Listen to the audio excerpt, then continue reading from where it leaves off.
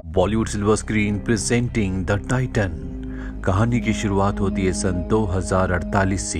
ये वो वक्त होता है जब इंसानों ने धरती के सभी रिसोर्सेज को लगभग पूरी तरह से खत्म कर दिया है और जितने भी रिसोर्सेज बचे हुए हैं उन्हें हासिल करने के लिए देश आपस में लड़ते रहते हैं। यही हमें एक परिवार को दिखाया जाता है जिसमें लेफ्टिनेंट रिक, उनकी पत्नी एबिगेल और उनका बेटा होता है। इस पूरे परिवार को एक आलीशान मेंशन में लाया जाता है। यहाँ पर आकर ये पूरा परिवार बहुत खुश है। इन्हें पता चलता है कि यहाँ पर 13 और ऐसे आलीशान घर है जहां पर 13 और परिवारों को लाया गया है। इन सब के ऊपर रिसर्च होंगे, एक्सपेरिमेंट होंगे, जिसके लिए यहाँ पर वैज्ञानिकों की एक पूरी टीम है। अगली सुबह हमें प्रोफेसर मार्टिन को दिखाया जाता है जो सबको बताते हैं कि अगले 10 सालों में धरती पर हर एक तरह का रिसोर्स खत्म हो जाएगा, जिसके बाद धरती इंसानों के रहने लायक नहीं रह पाएगी। इसीलिए हमारे पास सिर्फ एक ऑप्शन है और वो है टाइटन, जो कि सैटर्न ग्रह का चांद है। पर वहां पर इंसानों के लिए रहना इस वक्त पूरी तरह से पॉसिबल नहीं है, क्योंकि वहां मीथेन की बारिश होती है। साथ ही वहां की हवा में नाइट्रोजन की जो मात्रा है वो बहुत अधिक है और वहां का टेम्परेचर भी बहुत कम है। और अगर हम चाहते हैं कि इंसान वहां पर रहे तो हमें इंसानों की बॉडी में, उनके डीएनए में चेंजेस करने होंगे। इसके लिए हमारे पास कुछ फैमिलीज हैं जिन्हें हमने 5000 फैमिलीज में से चुना है। यहाँ पर रिक भी होता है। रिक कहता है कि हम अपनी मर्जी से यहाँ इस एक्सपेरिमेंट में शामिल हुए हैं। और अगली सुबह दिखाया जाता है कि रिक को डॉक्टर अपने साथ ले जाती है जहां उसे इंजेक्शन दिया जाता है। उसे बताया जाता है कि एक हफ्ते में उसे इस तरह के कई सारे इंजेक्शन दिए जाएंगे, इससे उसकी बॉडी में बहुत सारे चेंजेस होंगे और उसकी बॉडी ऑक्सीजन की जगह ज्यादा से ज्यादा मात्रा में नाइट्रोजन को कंज्यूम करना शुरू कर देगी। अब जब रिक के घर में एक पार्टी होती है तो उसकी पत्नी बहुत ज्यादा अल्कोहल कंज्यूम कर लेती है। वो अपनी पत्नी डॉक्टर एबिगेल को ऊपर लेकर जाता है और तभी रिक की तबीयत बहुत ज्यादा खराब हो जाती है। उसकी पत्नी उसे जब चेक करती है तो उसे बहुत तेज बुखार होता है। कुछ दिनों के बाद इन सब को, जो भी यहाँ पर फैमिलीज होती हैं, उनमें से कई सारे मेंबर्स को एक्सपेरिमेंट के एक अलग लेवल को टेस्ट करने के लिए पानी के अंदर रखा जाता है और ये देखा जाता है कि पानी में कौन कितनी देर तक बिना सांस के रह सकता है।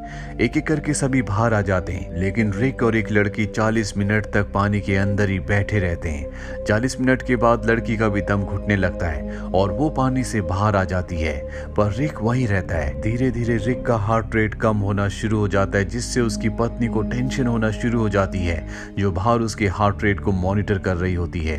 पर इससे पहले कि रिक को कुछ होता, रिक अपने आप ही पानी से बाहर आ जाता है और सब रिक के लिए तालियां बजाते हैं, क्योंकि वो 42 मिनट और कुछ सेकंड्स तक पानी के नीचे सरवाइव कर पाया था।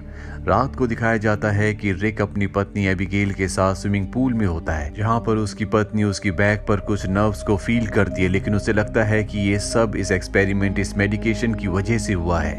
अब कुछ दिन और बीत जाते हैं और एक बार फिर से रिक के ऊपर सर्जरी की जाती है और जिस दिन उसके ऊपर सर्जरी की जाती है उसी रात को वो अपने बेड पर नहीं होता, जो देखकर उसकी पत्नी एबिगेल उसे ढूंढने के लिए जाती है। वो देखती है कि वो किचन में है, जहां पर वो अपनी बॉडी में आइस लगा रहा है, क्योंकि उसे बहुत ज्यादा गर्मी लग रही होती है। इसके बाद एबिगेल उसे और भी आइस लाकर देती है। रिक बताता है कि उसे ठंड का बिल्कुल भी एहसास नहीं हो रहा, जिसका मतलब ये है कि जिस तरह से वैज्ञानिक यहाँ के लोगों को टाइटन के लिए तैयार करना चाहते हैं वो धीरे धीरे तैयार हो रहे हैं, क्योंकि टाइटन में बहुत ज्यादा ठंड है और वहां पर इसी तरह के शरीर की जरूरत है जिन्हें ठंड का एहसास ना हो। लेकिन टाइटन में अब भी इनके सामने सबसे बड़ा चैलेंज मीथेन और नाइट्रोजन का है। मीथेन गैस के साथ इन्हें अंडर वाटर स्विम करने के लिए कहा जाता है। साथ ही इन्हें खास तरह के मास्क पहनाए जाते हैं जिससे नाइट्रोजन बहुत ज्यादा रिलीज होता है और उस मास्क को पहनकर सबको रनिंग करनी होती है। दरअसल इन्हें अब टाइटन के लिए पूरी तरह से तैयार किया जा रहा है, क्योंकि जल्दी इन्हें टाइटन भेज दिया जाएगा। इसी तरह से कुछ दिन बीत जाते हैं और एक दिन जब ये सब के सब वॉशरूम में होते हैं तो रिक ऑब्जर्व करता है कि उसका हेयर फॉल हो रहा है, यानी कि उसके बहुत सारे बाल झड़ रहे हैं। यहाँ पर एक और लड़का होता है जिसका हेयर फॉल हो रहा होता है। ये समझ जाते हैं कि इनके साथ जो मेडिकेशन से ट्रीटमेंट किया जा रहा है ये सब उसकी वजह से हो रहा है। और तभी यहाँ पर एक लड़की की तबीयत खराब हो जाती है और उसकी मृत्यु हो जाती है। ये देखकर ये सब के सब डर जाते हैं, क्योंकि जो ट्रीटमेंट उस लड़की को दिया गया था वही इन सब को दिया गया है, यानी कि इन सब की जान को भी खतरा है। इसीलिए रात को सब के सब वो लोग जिनके ऊपर एक्सपेरिमेंट किए जा रहे हैं और उनकी फैमिलीज रिक के घर पर इकट्ठा होते हैं, जहां ये आपस में डिस्कशन करना शुरू कर देते हैं। और तभी इन्हीं में में से एक डीन जिसके ऊपर एक्सपेरिमेंट किए जा रहे थे वो बहुत ज़्यादा अग्रेसिव हो जाता है और अपनी पत्नी के ऊपर हमला भी कर देता है। दरअसल जब से उसके ऊपर एक्सपेरिमेंट किए जा रहे हैं उसका गुस्सा बढ़ता ही जा रहा है। ये देखकर सब के सब घबरा जाते हैं। ये किसी तरह से डीन को शांत करते हैं और अगली सुबह रिक के घर पर डॉक्टर आती है। वो रिक को और उसकी पत्नी को बताती है कि जिस लेडी की मृत्यु हुई है उसे किडनी स्टोन था और किडनी स्टोन की वजह से उसकी मृत्यु हुई है। एक्सपेरिमेंट से उसका कोई भी लेना देना नहीं है। लेकिन रिक जानता है कि यहाँ पर कुछ न कुछ गड़बड़ है। उसी रात को रिक को वॉमिट होती है जिसमें ब्लड भी आता है। उसकी पत्नी डॉक्टर एबिगेल उसके ब्लड का, उसकी वॉमिट का सैंपल ले लेती है और तभी उसे एहसास होता है कि दरवाजे के पीछे से कोई उसे देख रहा है, यानी कि इनके ऊपर नजर रखी जा रही है। वही रिक को दिखाया जाता है जो स्विमिंग पूल के अंदर होता है, जहां उसकी स्किन उतरना शुरू हो जाती है, यानी कि अब उसकी स्किन उतर रही है। इस बात से वो और भी घबरा जाता है। वही रिक की पत्नी डॉक्टर एबिगेल उसके सैंपल को, जो कि उसका वॉमिट का सैंपल है, उसे लैब लेकर जाती है और जब वो उसे टेस्ट करती है तो उसे पता चलता है कि रिक की बॉडी में, उसके ब्लड में, उसके पूरे सिस्टम में ऐसे बहुत सारे नए कंपाउंड्स हैं जिनके बारे में एक्सपेरिमेंट से पहले कुछ भी नहीं बताया गया था, यानी कि उनसे सारी जानकारी छुपा कर रखी गई। रिक की पत्नी इस बारे में प्रोफेसर मार्टिन से बात करना चाहती है जो इस पूरे प्रोजेक्ट के हेड हैं, लेकिन वो उससे नहीं मिलते। वहीं रिक की आंखों का ऑपरेशन किया जाता है ताकि वो अंधेरे में भी देख सके। ऑपरेशन के बाद जब वो घर आता है तो उसकी आंखों से खून निकलना शुरू हो जाता है, जिस वजह से उसे एक बार फिर से हॉस्पिटल ले जाया जाता है, जहाँ पर रिक की पत्नी को प्रोफेसर मार्टिन मिलते। वो उन पर आरोप लगाती है, उनसे पूछने की कोशिश करती है कि ये सब क्या हो रहा है, लेकिन वो उसकी किसी बात का जवाब दिए बिना वहां से चले जाते हैं। अब जब रिक की पत्नी घर वापस आती है तो वो देखती है कि उनके नेबर डीन के घर के बाहर मिलिट्री है। डीन वही है जिसके ऊपर एक्सपेरिमेंट किए जा रहे हैं, जो बहुत ज्यादा अग्रेसिव हो चुका है।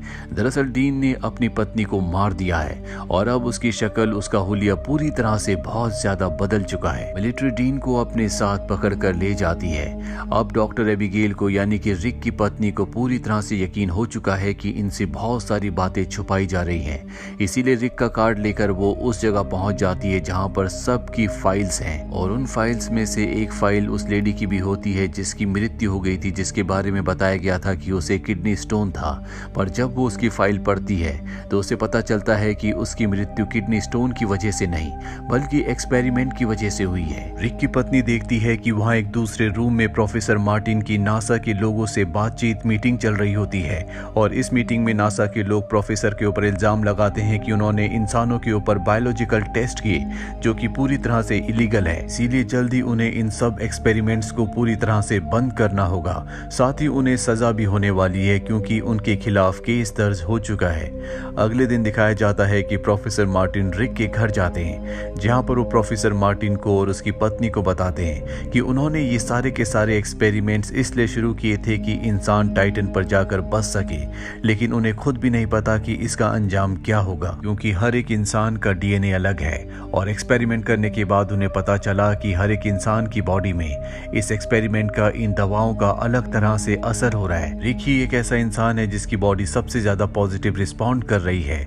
वो बताते हैं कि ये पूरा एक्सपेरिमेंट खत्म होने के बाद इंसान यानी कि रिक और उसके साथी एक दूसरे क्रिएचर में कन्वर्ट हो जाएंगे जिन्हें होमो टाइटेनियन कहा जाएगा, लेकिन उन्हें कुछ नहीं पता कि किस इंसान की बॉडी किस लेवल पर आकर रुकेगी, क्योंकि डीएनए सबका अलग है। इसीलिए हर कोई इंसान अलग अलग तरीके से इवॉल्व होगा। ये सारी सच्चाई जानने के बाद रिक और उसकी पत्नी बहुत ज्यादा परेशान हो जाते हैं, पर रिक अब बहुत आगे पहुंच चुका है, वो यहाँ से वापस नहीं जा सकता। इसीलिए उसकी आंखों की एक और सर्जरी की जाती है जिसके बाद वो अंधेरे में भी देख सकता है। वो पानी के अंदर बैठकर पूरी तरह से शांत होकर चारों तरफ महसूस कर सकता है कि क्या हो रहा है। अब जितने भी लोग होते हैं जिनके ऊपर एक्सपेरिमेंट किए जा रहे थे उन सब की एक और सर्जरी की जाती है और इस सर्जरी के बाद जितने भी लोग होते हैं जिनके ऊपर एक्सपेरिमेंट्स किए जा रहे थे उन सब की मृत्यु हो जाती है। सिर्फ यहाँ पर रिक और उसकी दोस्त टेली बचते हैं। रिक से मिलने के लिए उसकी पत्नी और उसका बेटा आता है जो रिक को देखकर पूरी तरह से हैरान हो जाते हैं, क्योंकि उसकी शक्ल अब पूरी तरह से बदल चुकी होती है। उसके शरीर में कान नहीं होते, ना ही सिर में एक भी बाल होता है। हालांकि रिक अपने परिवार को पहचानता है, वो उनकी बातें सुन सकता है, लेकिन रिक उनसे बात नहीं कर सकता क्योंकि अब उसकी बॉडी इवॉल्व होने के बाद सिर्फ लो फ्रीक्वेंसी में बात कर सकती है जिसे इंसान नहीं सुन सकते। इसके बाद रिक को उसके घर वापस भेज दिया जाता है और जब रिक रात को अपने घर पर होता है तभी वहां पर टेली आती है।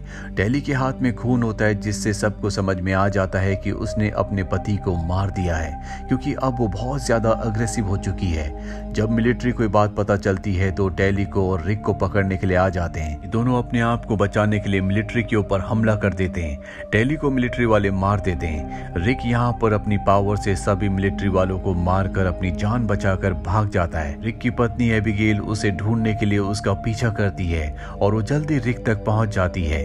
रिक अब भी अपनी पत्नी से बहुत प्यार करता है और जब वो अपनी पत्नी को स्पर्श करता है तो वो उसका माइंड रीड कर लेता है जो कि उसकी एक नई पावर है। और तभी मिलिट्री का हेलीकॉप्टर यहाँ पर आता है। अपनी पत्नी के कहने पर रिक अपने आप को मिलिट्री के हवाले कर देता है। इसके बाद रिक को वापस लैब में लाया जाता है। वहां पर प्रोफेसर मार्टिन भी होते हैं जो रिक की पत्नी से कहते हैं कि तुम्हें रिक की बॉडी में एक खास दवा को इंजेक्ट करना होगा जिसके बाद वो अपनी सारी यादों को तुम्हारे पूरे परिवार को भूल जाएगा और यही रिक के लिए अच्छा होगा क्योंकि अब हम उसे टाइटन पर भेजने की तैयारी कर रहे हैं। एबिगेल को लगता है कि रिक के लिए यही सही है। वो इंजेक्शन लेकर रिक के पास जाती है। रिक उसे ऐसा करने से मना करता है क्योंकि उसने उसके माइंड को रीड कर लिया होता है, लेकिन वो रिक की बात नहीं मानती और उसकी बॉडी में दवा को इंजेक्ट करके अपने बेटे और दूसरी डॉक्टर के साथ वहां से निकल जाती है। उनके जाने के बाद जब रिक के पास सोल्जर आते हैं तो रिक उनके ऊपर हमला कर देता है और बहुत सारे सोल्जर्स को मारकर यहाँ से वापस अपने घर आ जाता है। दरअसल रिक की पत्नी ने जानबूझकर उसकी बॉडी में याददाश्त मिटाने वाली दवा को इंजेक्ट नहीं किया था ताकि वो घर वापस आ सके, उसे यहाँ से कहीं और ना भेजा जाए। रिक भी अपनी पत्नी और बेटे को वापस पाकर बहुत खुश होता है। दरअसल वो अपने परिवार के लिए हार्मफुल नहीं है क्योंकि वो उन्हें बहुत प्यार करता है। पर अब यहाँ पर बहुत सारे सोल्जर्स आ जाते हैं जो रिक को चारों तरफ से घेर लेते हैं और साथ ही प्रोफेसर मार्टिन भी आते हैं जो रिक और उसकी पत्नी को बताते हैं कि रिक अब कभी भी वापस इंसान नहीं बन पाएगा, ना ही वो अर्थ पर सरवाइव कर पाएगा क्योंकि उसका पूरा का पूरा सिस्टम, उसकी पूरी की पूरी बायोलॉजी पूरी तरह से बदल चुकी है। अगर उसे जिंदा रहना है तो उसे टाइटन पर जाना ही होगा। रिक की पत्नी को भी ये बात समझ में आ जाती है और वो रिक से कहती है कि शायद तुम्हारे जाने का वक्त आ गया है। और इसके बाद रिक को टाइटन के लिए रवाना कर दिया जाता है और इस घटना के कुछ हफ्तों के बाद प्रोफेसर मार्टिन को गिरफ्तार कर लिया जाता है क्योंकि उनके सारे के सारे एक्सपेरिमेंट्स पूरी तरह से इलीगल थे। साथ ही अब लैब को डॉक्टर फ्रेया और रिक की पत्नी संभालते हैं जो कि अब यहाँ पर रिसर्च करके और भी आसान और अच्छे तरीके निकालेंगे ताकि इंसानों को टाइटन पर भेजा जा सके। एक रात को डॉक्टर एबिगेल का बेटा अपनी मॉम को बाहर लेकर आता और आसमान में उसे दिखाता है कि आसमान आज कितना साफ है। वहीं दूर ब्रह्मांड में हमें टाइटन को दिखाया जाता है जहाँ पर रिक अकेला खड़ा होता है और तभी वो एक झील के ऊपर उड़ना शुरू कर देता है जहाँ पर मीथेन गैस होती है। यानी कि अब वो इस नई दुनिया में नए वातावरण में पूरी तरह से एडजस्ट हो चुका है। और इसी के साथ ये कहानी, ये फिल्म यहीं पर खत्म हो जाती है। उम्मीद करते हैं कि ये कहानी आपको पसंद आई होगी।